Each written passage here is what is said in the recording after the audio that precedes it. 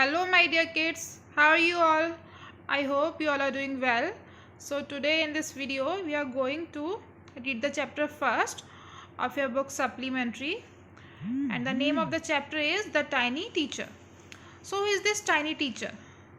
So this tiny teacher is the ant, and in this chapter we are going to read about the ant, how they manage their life, what is their daily life routine, and also we'll read about different qualities of the ant and how they teach us various things we'll learn in this chapter.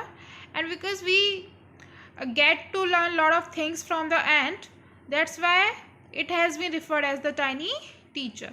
Tiny means small in size. So let's begin the chapter. Though so very small, the ant is unbelievably intelligent and hardworking. So the ant is very small creature, but it is very intelligent and hardworking. Among the various kinds, the commonest ant is black or red. So there are different kinds of ants. So the commonest means which can be easily found in your surrounding. So the commonest ant is black or red ant. Ants live in comfortable homes called ant hills. So what do we call the home of an ant? Ant hill. Name the smallest insect you have seen and the wisest. Is it the fly? No, it isn't. Is it the mosquito? No, not the mosquito. Then it must be the worm. No, none of these. So the writer is asking us the question that which is the wisest and smallest insect on this earth.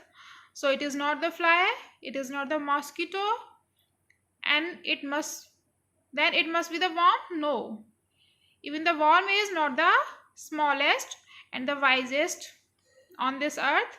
Worm means any insect which crawl on earth. It is the ant, the commonest, the smallest, but the wisest insect. So which is the commonest, the smallest, and the wisest insect? The ant is the commonest, the smallest, and the wisest insect. The story of an ant's life sounds almost untrue. Untrue means false. But people have kept ants as pets and have watched their daily behavior closely. So we people are able to see ants in our houses very easily. They can be usually seen in our houses. So we are able to watch their behavior very closely. And because we are able to watch their behavior very closely, so we know a number of facts about this tiny, hardworking and intelligent creature. And because we can watch them very closely, we can observe them very closely, that's why we know a number of facts, a lot of facts about this small, hardworking and intelligent creature. So who is this tiny, hardworking and intelligent creature?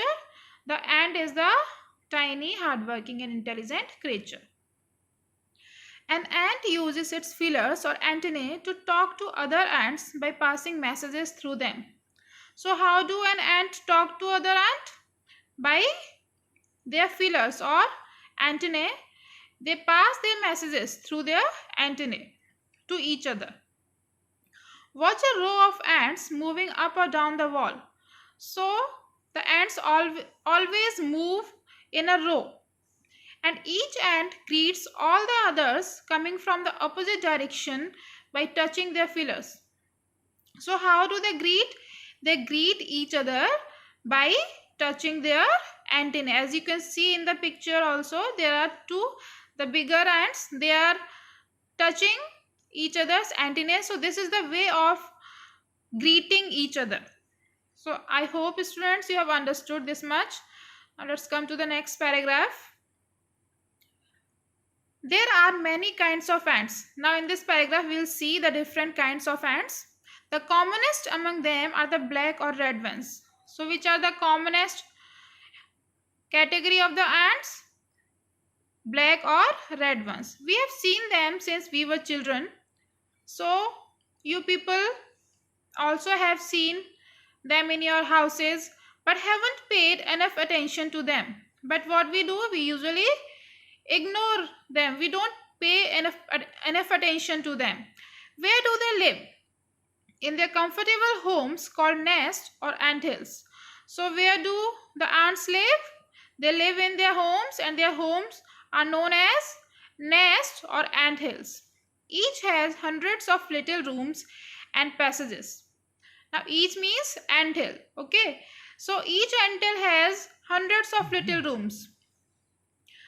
There are different rooms. There are many rooms in an anthill.